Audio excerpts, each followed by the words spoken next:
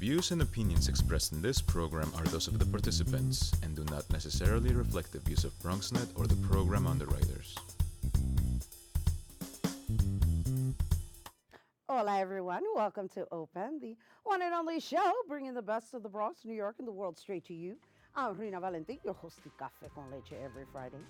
Here's what's coming up in today's show.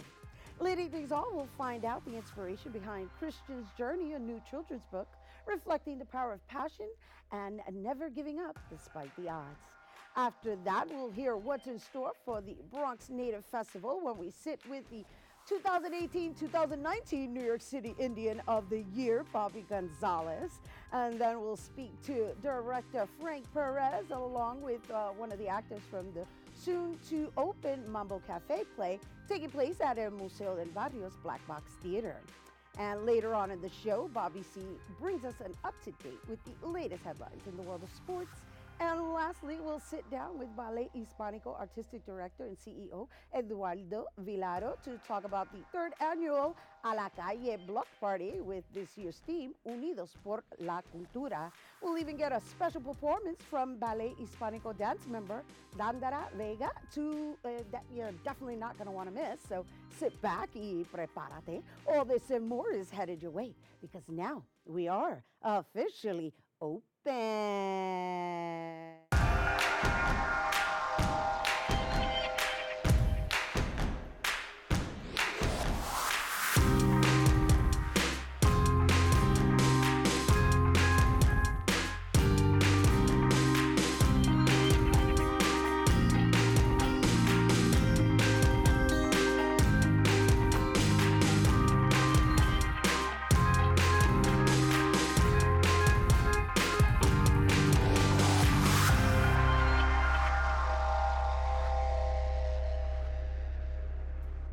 Hello and welcome to Open. I'm Rhina Valentin, your host of Cafe con Leche for the next hour.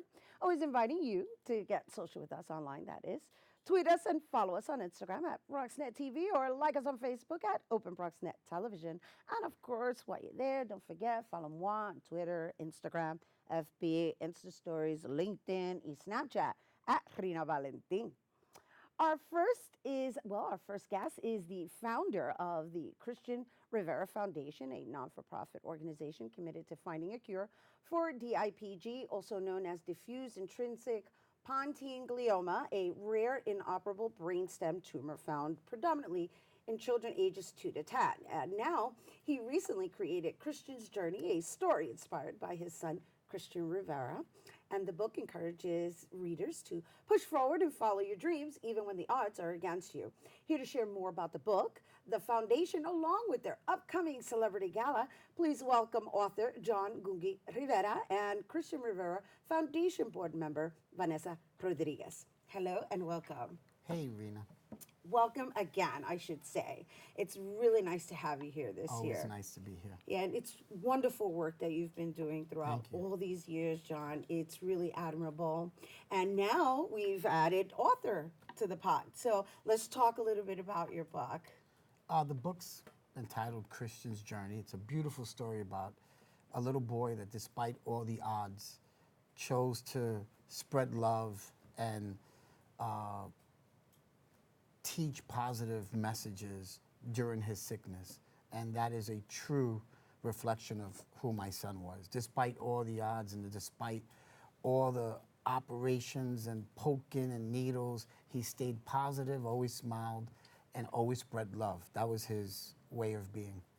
You know, and one of the things I just want to bring up is I noticed that the story is about a train operator.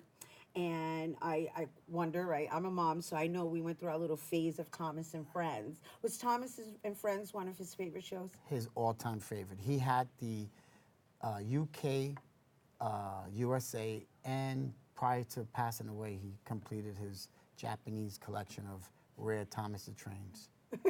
That's so cute. It's wonderful. And again, the fact that you honor him in such a way, aside from, of course, creating a whole foundation around him and the cause and everything that you've done with it. And we're going to speak to you in a minute, Vanessa.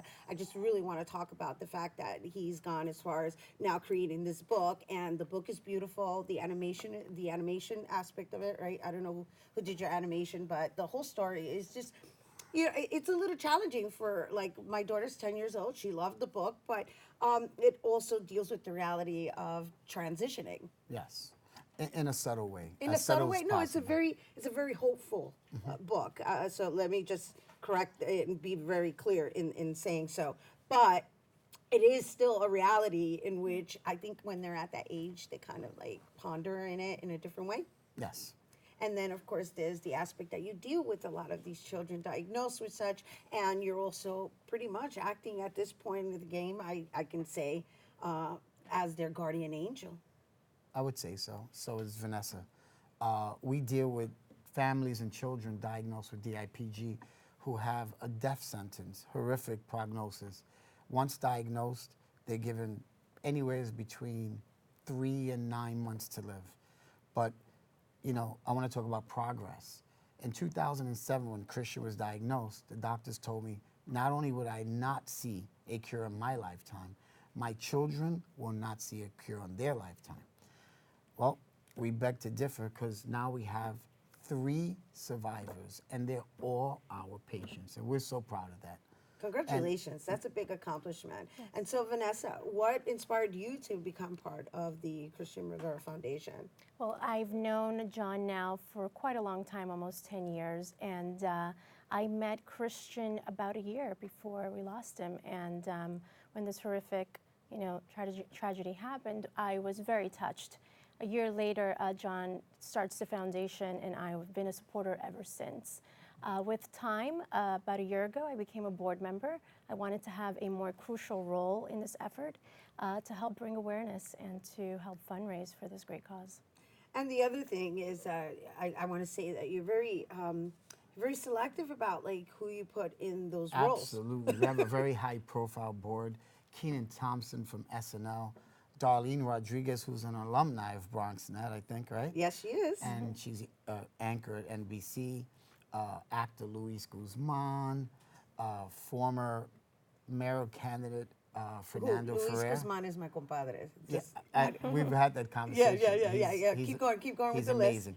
I can go on and on and on. And people such as Vanessa Rodriguez, who is such a modest person, but her coming on to the board has helped us so much because she's spread awareness and brought this to a whole different avenue, and she's one of our shining stars, and we're so honored to have her part of this board because she's doing exceptional work. And we're happy to have you here in studio because I understand that you come from the real estate market, and I understand that you're concentrating your efforts here in the Bronx. Yes, I'm very happy. I just made a transition. I did most of my work in Manhattan, and now, as of a month ago, I have moved to the Bronx. So I feel like more connected now to the work that I do, where I can relate to people who speak my language, people from my community. So I'm very happy to now concentrate my business in the Bronx. I would imagine it's a different level of fulfillment. For sure. Right? It's not just making the sale. Exactly. It's helping people move to the next level. Exactly. That's lovely.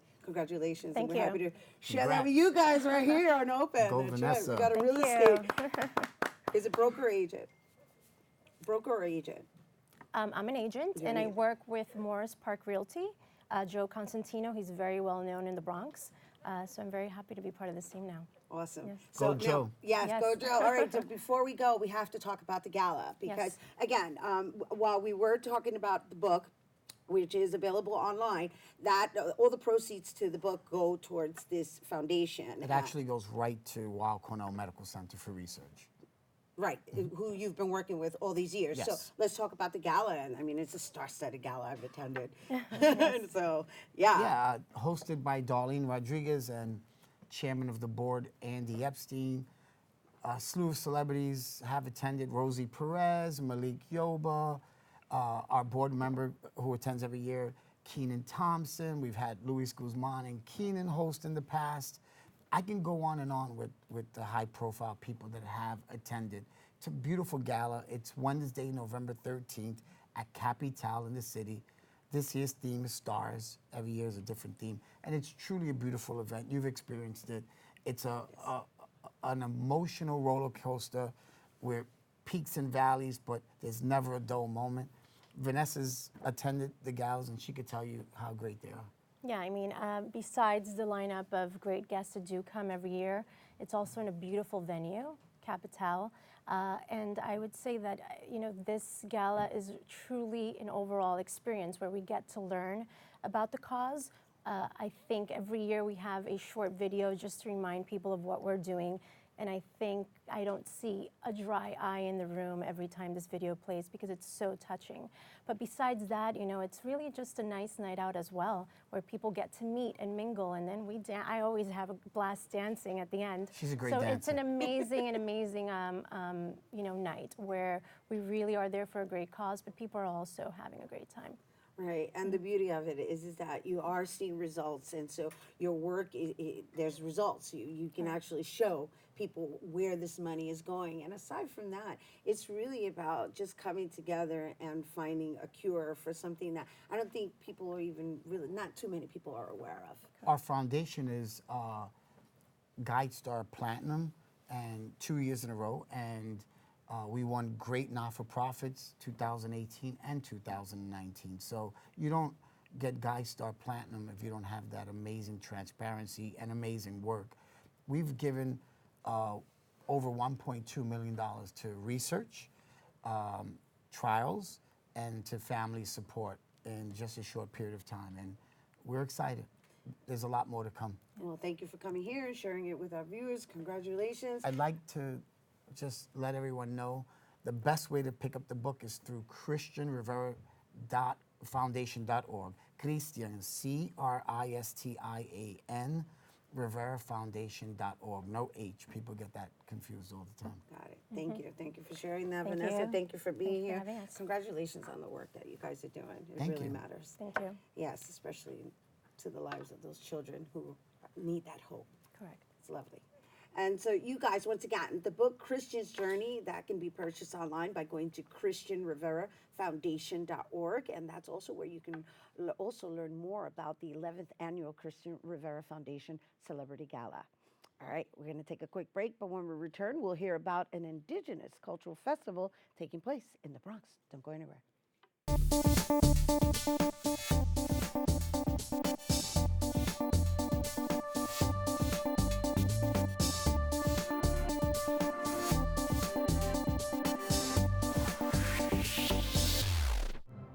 Behold the angry giant. Behold the angry giant. Behold the angry giant. Behold the angry giant. It only takes a moment to make a moment. Take time to be a dad today.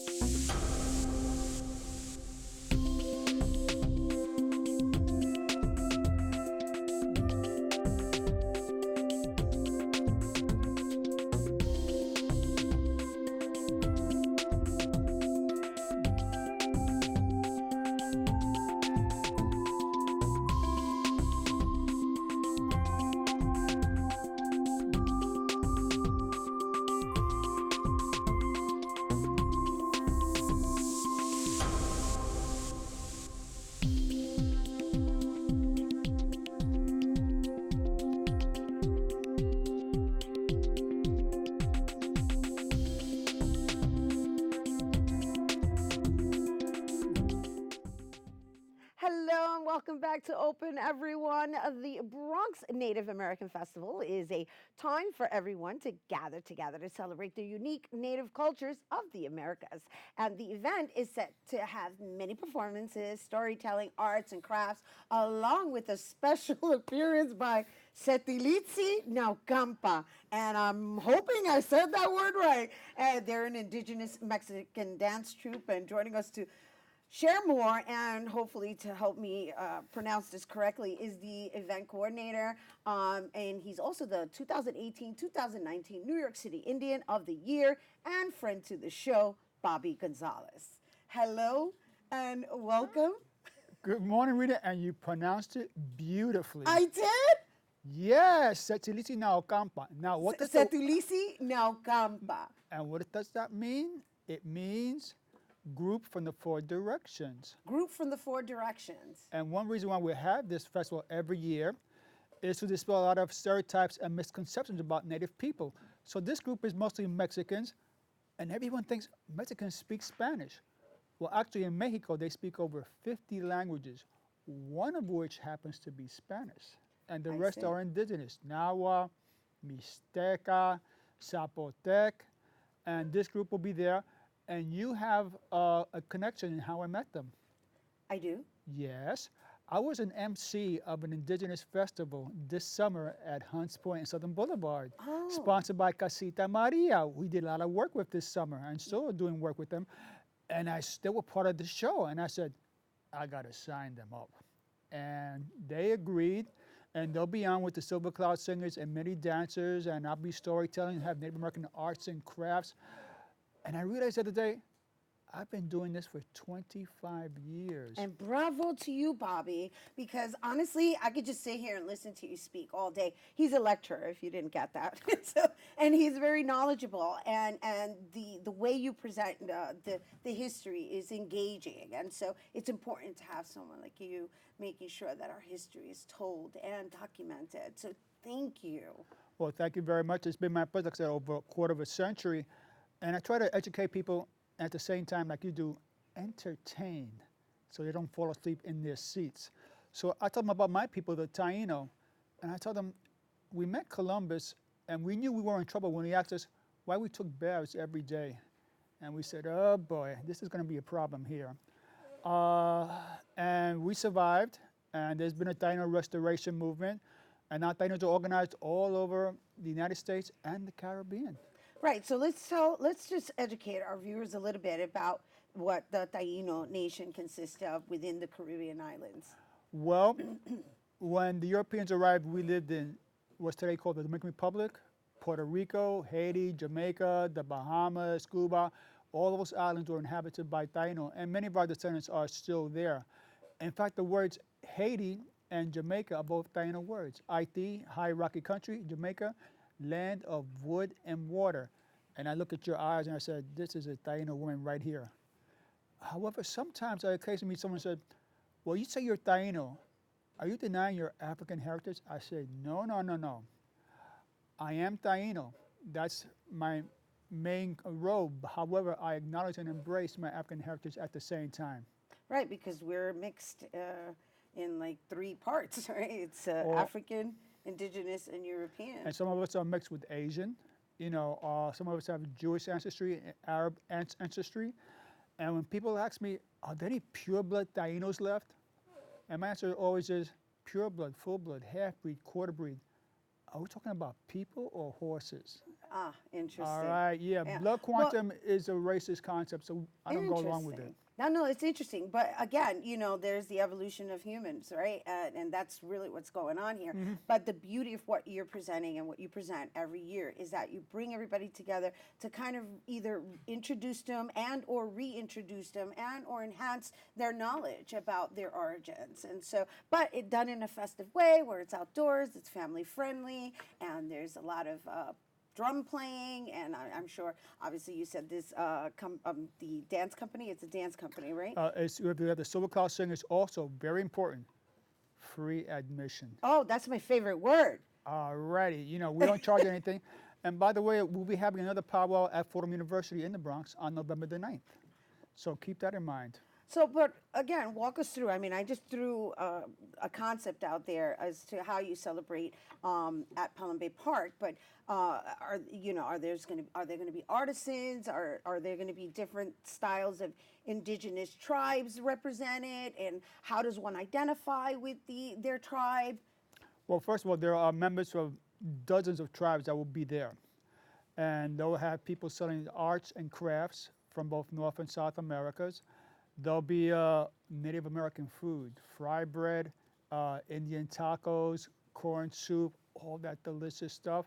There'll be a mobile borrowing library that you can borrow books from about Native Americans. There'll be the American Indian New York City Council, which helps people with health services. And there'll be the Bronx Children's Museum will send their van, and they'll have activities for the kids. It's something for people of all ages. So, and this is a perfect season too, because it's nice outside. It's going to be the high, I heard, 78 degrees. Oh, sounds perfect. Wonderful. And once again, congratulations on Thank being you. the 2019 Indigenous Indian of the Year, right? Thank you. Even if it was by default. Te quiero. Ooh! All right, you guys, once again, the Bronx Native American Festival will take place Sunday, September 29th at the South Picnic area in Pelham Bay Park, and that's happening from 12 noon to 4 p.m. And for more information, visit nycgovparks.org. And what's your website, Bobby? BobbyGonzalez.com. And of course, go visit BobbyGonzalez.com website. There's a lot of knowledge on that website, so make sure you stop by there too. All right, we're taking a quick break, but coming up, we'll hear about a new play que se llama Mambo Cafe. Don't go anywhere. Music is a bridge between the material and the spiritual. As a blind person, you have to be aware that nobody can tell you what you can or can't do. You really have to try things. My wife, who was also blind, was a good cook. When she died, that's when I started Meals on Wheels. My name is Harvey Lauer. America, let's do lunch. Drop off a hot meal and say hello. Volunteer by donating your lunch break at americaletsdolunch.org. Chiru has no choice. She and millions like her walk miles a day for dirty water. But together, we can end their walk by providing clean water close by. Instead of spending hours walking to get water that makes them sick, girls can be in a classroom, and moms will gain back time to care for their families. Sons and daughters can grow up strong, finally free of sicknesses. It's true. When you just add water, you change a life. Learn more at worldvision.org.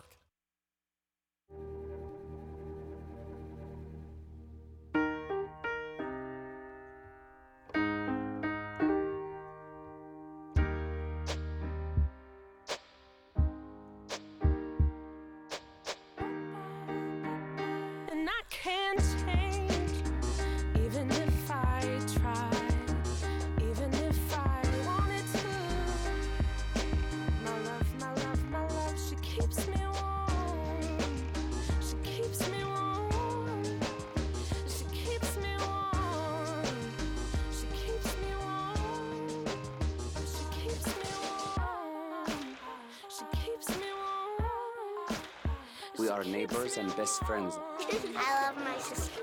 My heart doesn't see race. Love is love. Our family is no less than any other family.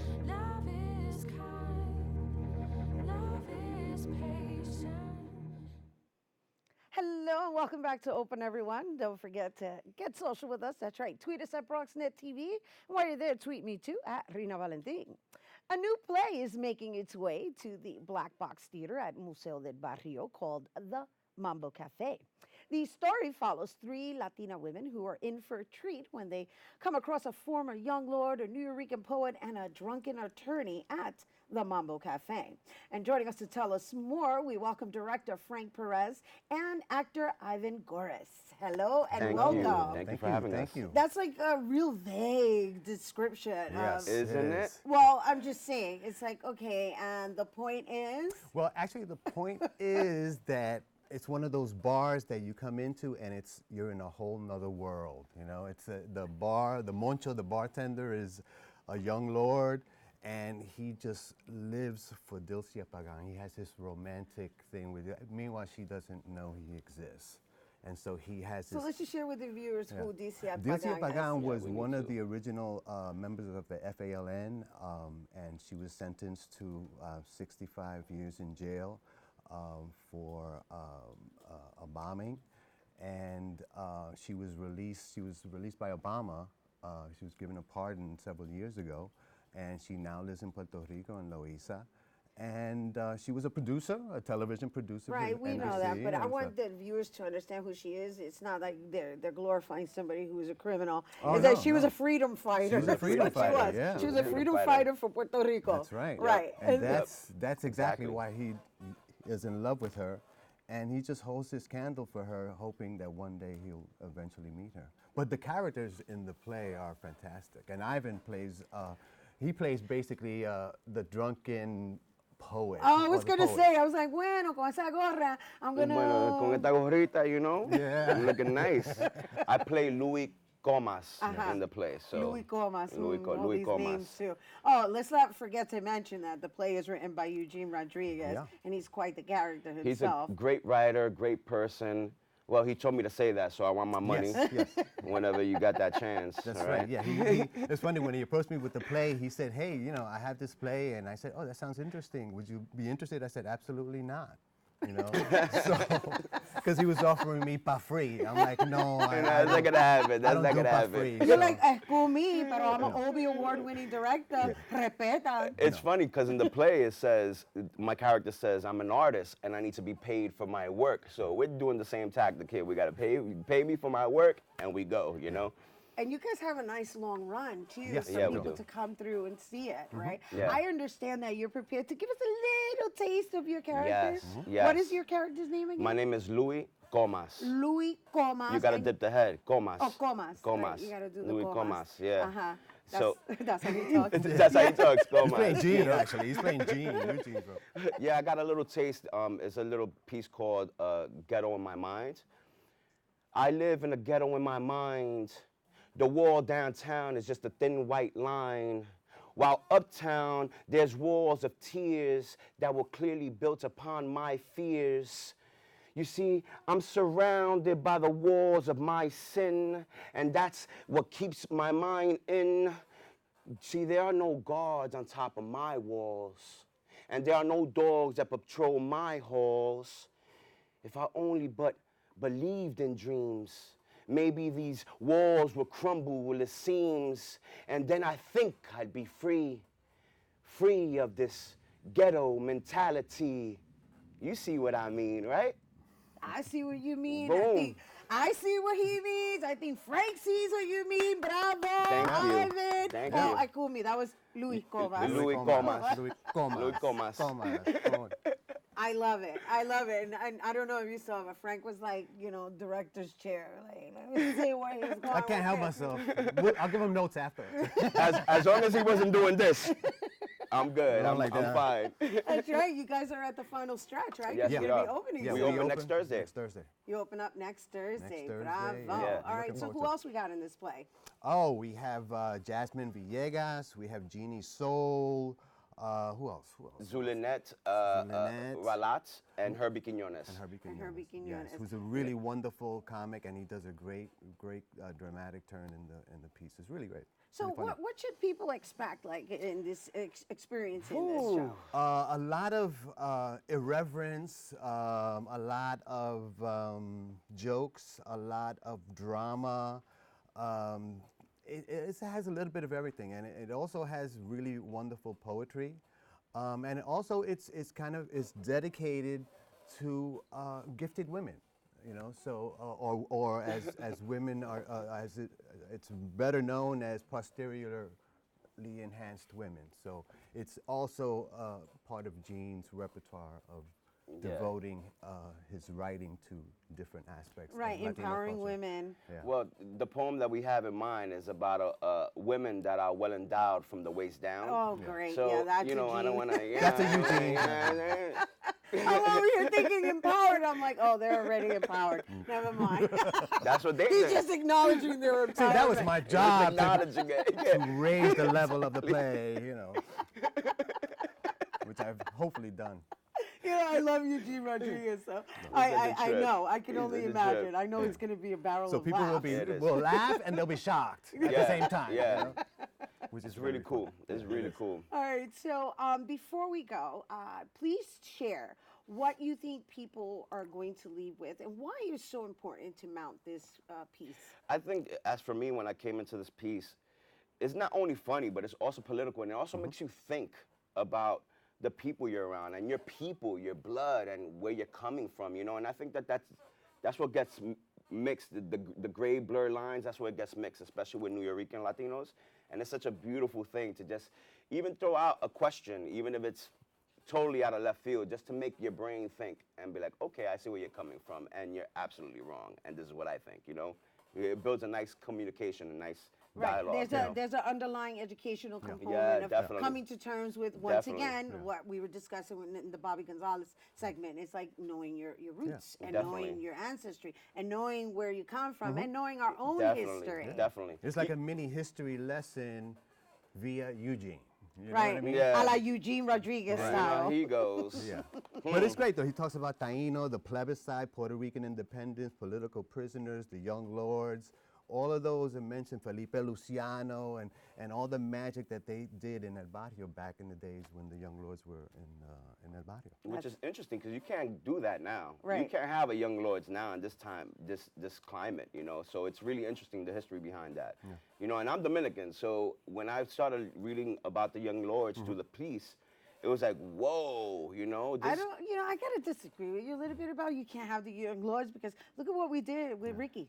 Oh, that's true. Ricky That's true. Renuncia. I mean, That's true. that That's was true. like And global. it's funny because Felipe That's says true. there is no ex-young lords. Once a young lord, always a young lord. Got it. Yeah. That's true, though. Thank you for that. That is true. Yeah. Well, thank you guys for choosing your work. Thank you. In the manner in which you have. And before we go, let's just share with everyone the dates and times so that they can get their tickets. We open October 3rd, Thursday, October 3rd, 7 p.m., the Black Box Theater in El Museo del Barrio, which is on 105th Street and 5th Avenue. Really beautiful lobby there in the museo, and the theater is fantastic. Really Yes, nice it place. is. Awesome. Amen. And we have a matinee on Sundays. And you have at 3 matinees on o'clock. Sundays. Yeah. And before we go, one last question. Is the play child friendly? Never mind, it's not. It's Eugene He Rodriguez. just went, I don't even need any answer. Well, I'm taking my daughter, but well, actually, no. You All know right, what? so let's do age. If you're into hip hop, PG-13? yeah, PG-13. PG-13. PG-13. Okay, just so that they're aware. Yeah, definitely. Yes. Awesome. All right. All right, Definitely. you guys, Frank. Thank you, Rhina. Such a Thank you pleasure. for being Such here. a pleasure. Thank you for Ivan. having us. And you guys, once again, the Mambo Cafe. It opens Thursday, October 3rd, with 12 performances every Friday and Saturday at 7 p.m. and every Sunday, 3 p.m. through October 27th in the Black Box Theater at El Museo del Barrio, which is located at 1230 5th Avenue. That's between 104th and 105th and 5th Avenue. And for tickets, visit eventbrite.com/The Mambo Cafe. All right, stay tuned. Bobby C's Weekly Sports Roundup is coming up next. Behold the angry giant. Behold the angry giant. Behold the angry giant. Behold the angry giant. It only takes a moment to make a moment. Take time to be a dad today.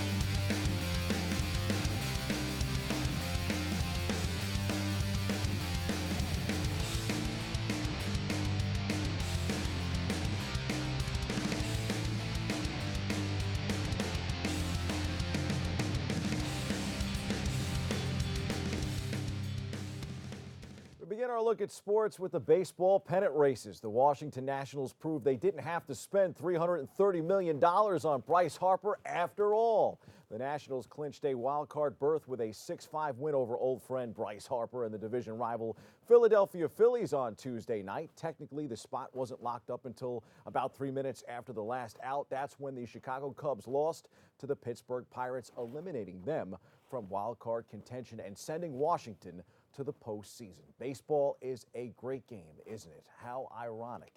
Give credit to the Mets for hanging around during the playoff push. They couldn't have done it without Jacob deGrom. Only 10 pitchers in MLB history have won consecutive Cy Young Awards, and the Mets ace is a strong possibility to join that list in November after the final vote from the Baseball Writers Association of America has been tallied. Votes must be cast before the postseason begins next week. From one Mets ace to another, the Mets have been around since 1962, but they've had only 2 retired players' numbers. That changed on Tuesday. Jerry Koosman's number 36 will join Tom Seaver's 41 and Mike Piazza's 31 to never be worn again in Queens. The organization said there's a good chance more commemorations are coming, which could be good news for players such as Gary Carter, Keith Hernandez, Dwight Gooden, Darryl Strawberry, and David Wright. I think there's a good chance you see deGrom there someday, too. I'm sure the Yankees would love to have deGrom as their ace, but apparently General Manager Brian Cashman wasn't as hot for another Mets pitcher that was once the ace of the Toronto Blue Jays. Clearly, Mets pitcher Marcus Stroman wasn't happy with Cashman jabbing at him on Twitter on Tuesday. Not long after Cashman told Yahoo Sports that part of the reason the Yankees didn't acquire Stroman before the trade deadline was that he believed Stroman would end up in their bullpen for the playoffs. Stroman went on a tear. At one point, he tweeted a graphic comparing his stats to those of the Yankees starting pitchers. That's what you just saw. The tweet came with a quote, "Straight cash, homie," an obvious yet passive-aggressive dig at Cashman.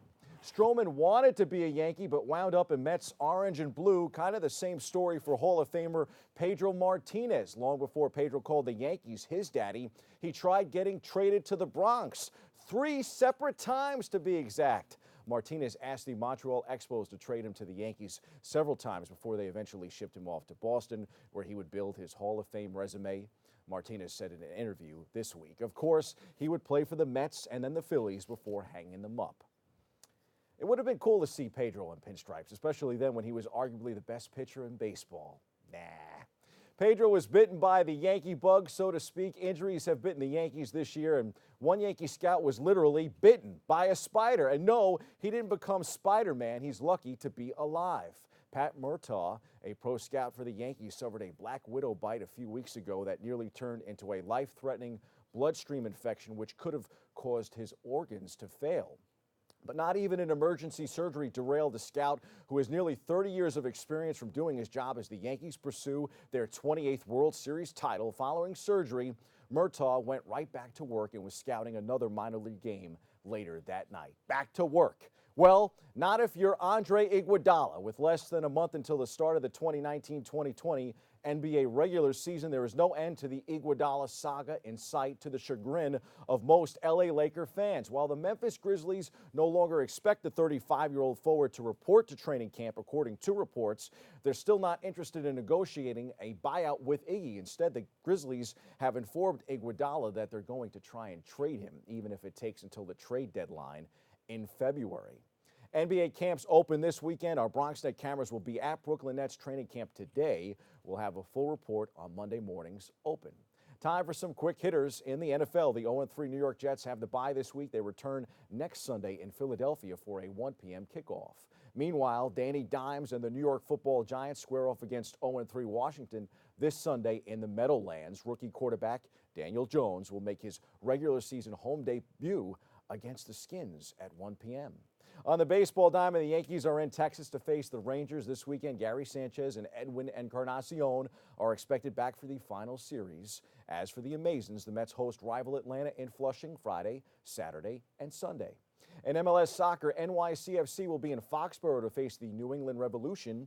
NYCFC has been battling for first with Atlanta United and looks like a serious contender to win the championship this year. Best team they've had since they started.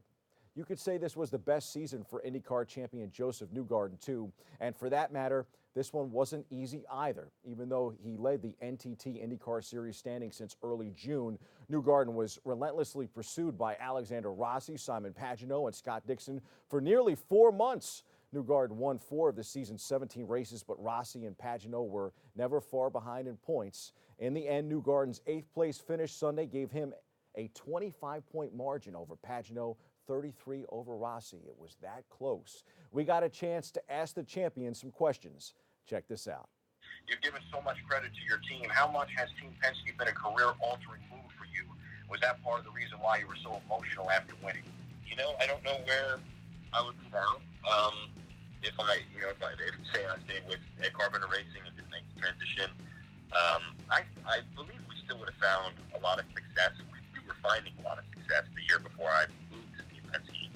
We were in the championship conversation. We were in the hunt to win the 500. I mean, arguably, 2016 was one of my best years before moving over to Team Penske. So I don't think it would have. I don't know. It's impossible to say how different it would have been, but you can't deny that Team Penske is the benchmark. They are the team that everyone targets. And, being in New York here, I always make the comparison that driving for Team Penske is it's like playing for the Yankees. You're basically competing with the dynasty here, and they're the best to have done it, and they're the group that everyone wants to be in. They're the group everyone wants to be.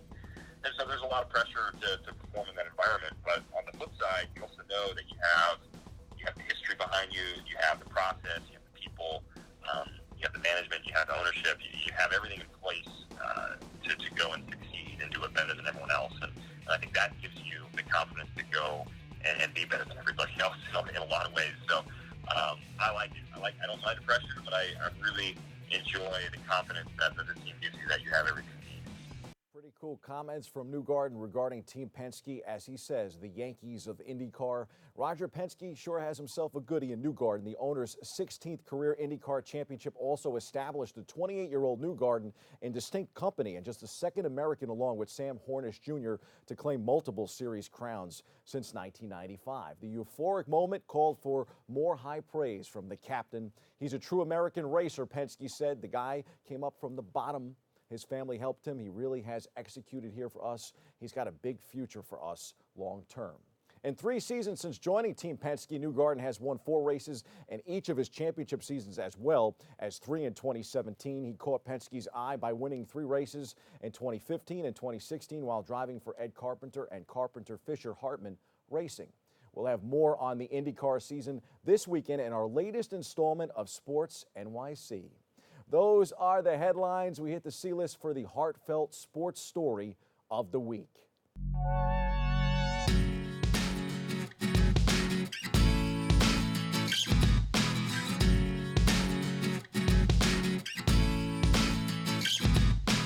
The home run ball that marked the 2000 career RBI for Albert Pujols has finally landed in the National Baseball Hall of Fame.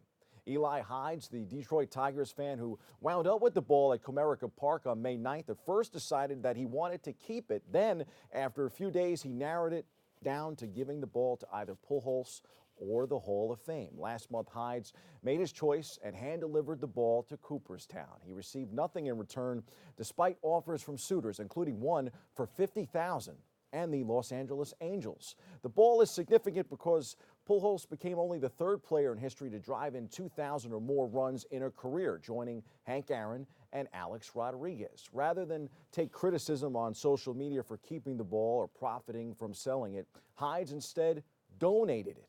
And he donated it in the memory of his late son, Cyrus Arlo Maloney, who was 21 months old when he died in June 2018. He was named after Cy Young.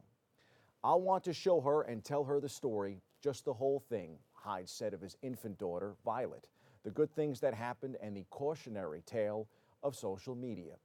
For his donation, the Hall of Fame gives a lifetime pass to Hides. In addition to honoring the memory of his late son, the display will also honor the people of Detroit for the donation. Gotta love baseball. That's your sports.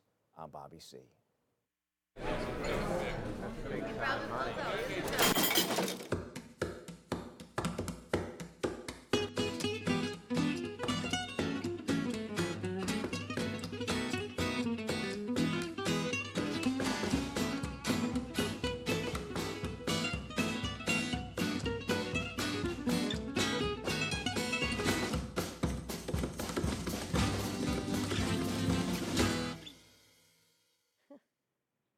Hey, welcome back to Open, everyone. Ballet Hispánico is the leading Latino dance organization bringing the community together to celebrate diversity within Latino culture through dance for nearly 50 years. And as part of Hispanic Heritage Month, the organization is having its third annual A la Calle block party celebrating Latinx unity, dance, and more. And with this year's theme being Unidos por la Cultura, here to share more, we welcome 2016 Bronx Walk of Fame Artistic Director and CEO of Ballet Hispánico, Eduardo Vilaro. Hello. Hello, buenos dias. Thank you. Thank you for having me. And thank you for bringing it back home. Yes. We love when you make your way back to the BX. That's it. And it's right here. I mean, I grew up right here, right by Kingsbridge Road. So how is that for you whenever you come? Oh, I always love coming back, and I come back all the time just to pick up some food or to hang out, go to the Botanics is great, take my son there. But it was really an experience that formed me in who I am and how I perceive what our community is about and how I can serve that community. And so being the executive director, right? I'm both executive and artistic. You're the CEO, you're the executive officer, right? Yeah. So, chief executive officer, and you're also the, what is it? Artistic director. Right, the artistic director, which is the other component. And the reason I'm bringing it up is because those are two entirely different sectors. Correct. There's the business, and then there's the artistic component. Yes. And that's a lot of work for one person, especially for somebody who comes in with this stand, which you do, which is social consciousness, social equity, and just, social justice, right? I had the pleasure of seeing Ballet Hispánico perform at the Joyce Theater last year. Thank you for those tickets when we had you on. And I got to say, I was in awe over the presentation because there's a language being spoken without any words even being said. So just share a little bit about what inspires your storytelling and how you actually create it be it through dance, what is that process like?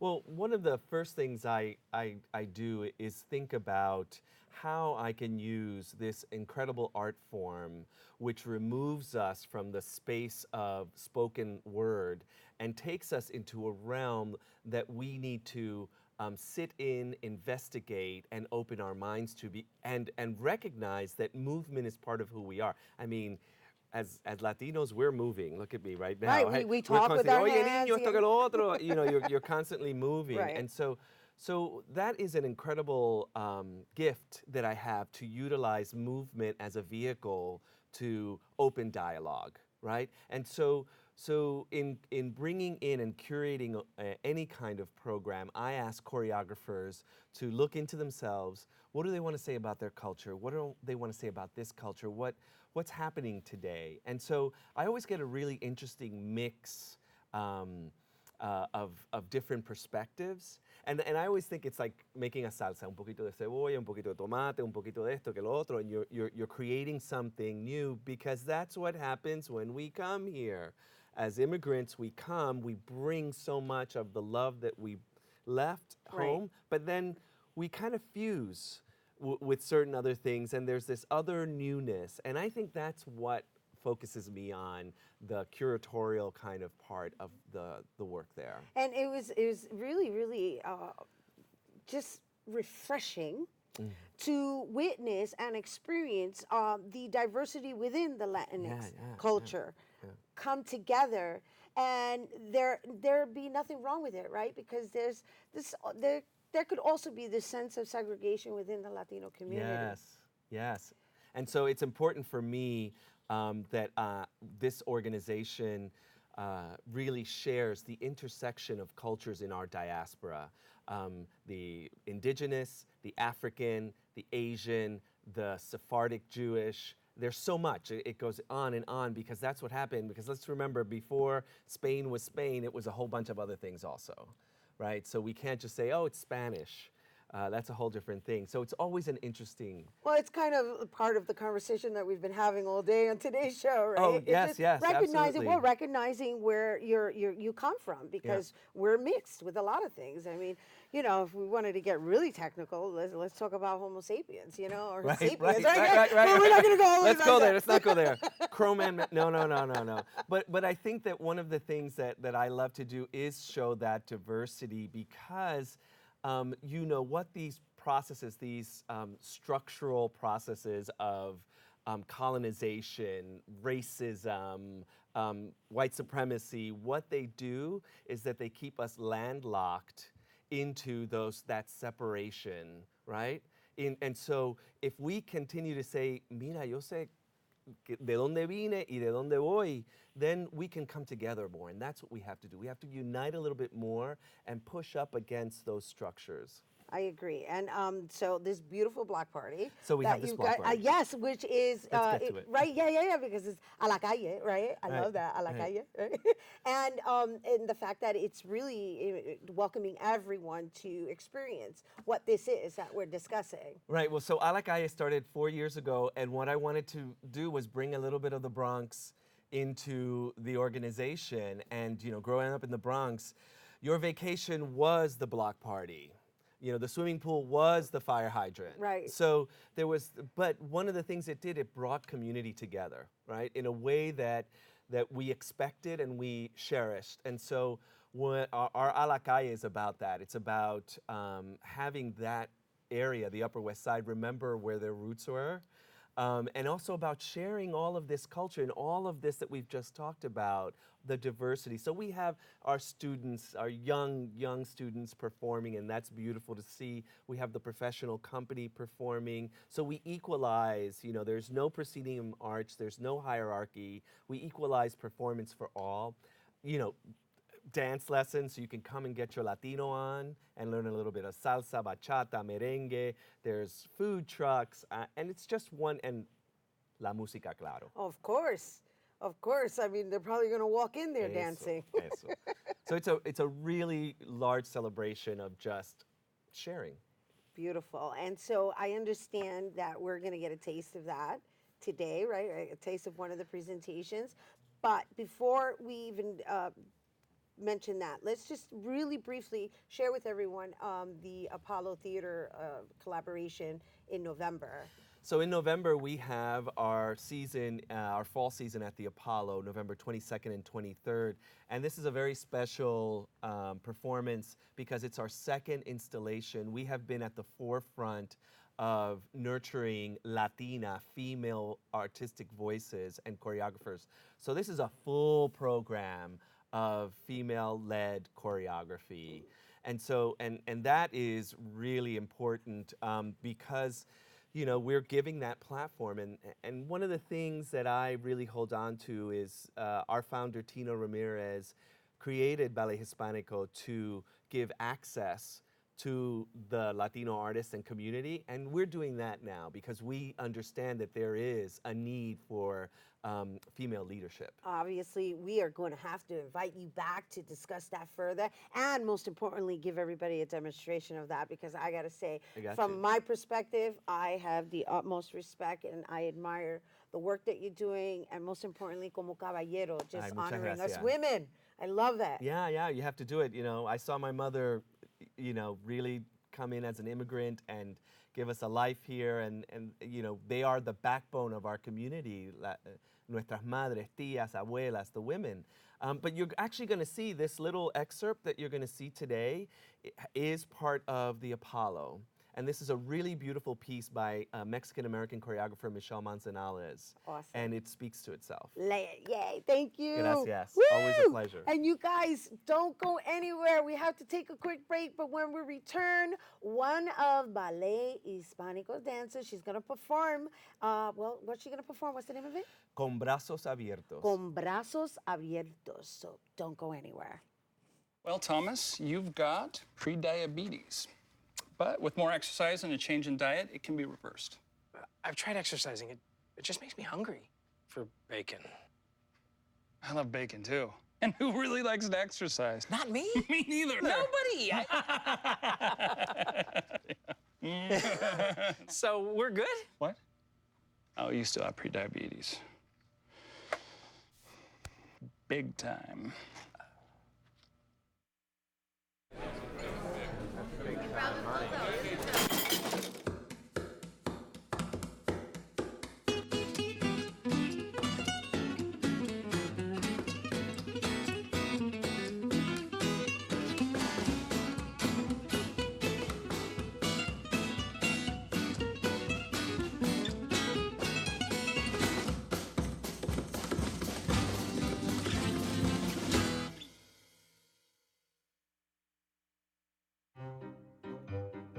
you think getting dumped by text is harsh, try getting dumped by a tennis ball. My ex-owner drove me out to the woods, yelled fetch, and by the time I bought the ball back, he was gone. Yeah, I was pissed. But the folks at the shelter helped me let go of my anger. I learned coping skills, like taking it to the hole. Boom! Now I'm ready to fetch again. But how about I throw and you run and get it? Here now to perform a solo from Con Brazos Abiertos, please welcome Dandara Vega.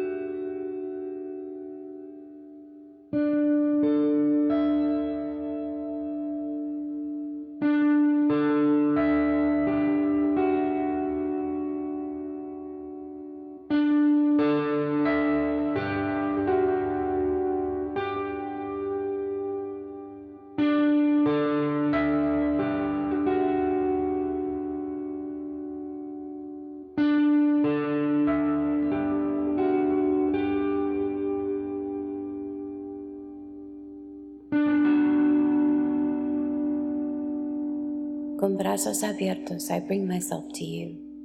Mírame. I'm her. I'm here. I am. Yo soy el presente, el pasado y todo lo que te espera. Are you listening? Gliding in and out of two worlds that collide and combine and will never fully be mine. Escúchame. Estoy aquí con brazos abiertos, without criminality or apologies, without the heat of shame, without chains or borders or green paperwork. Mírame.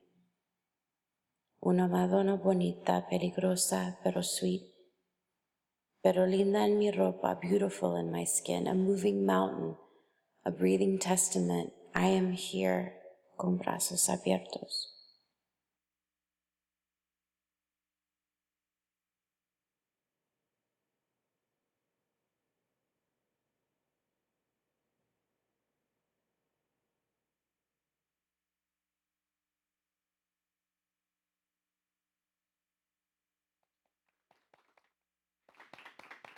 Dandara, that was so beautiful. Gracias, gracias, you guys. Ballet Hispánico's third annual A la Calle block party will take place on Sunday, September 29th. That's happening on West 89th Street between Amsterdam and Columbus Avenue, and that's from 12 noon to 4 p.m. And for more information, please visit ballethispanico.org. That is our show today, mi gente. Thanks to all our guests for coming through and to you, our viewers, for tuning in. If you missed any part of the show, you can check out the recablecast tonight and 24 hours a day at bronxnet.tv. I'm Rhina Valentin, and from all of us here at Open, may the universe provide paz, prosperity, y amor. Adios. Oh my gosh, it's always a great show. Thank you. Can we have music? That was so beautiful.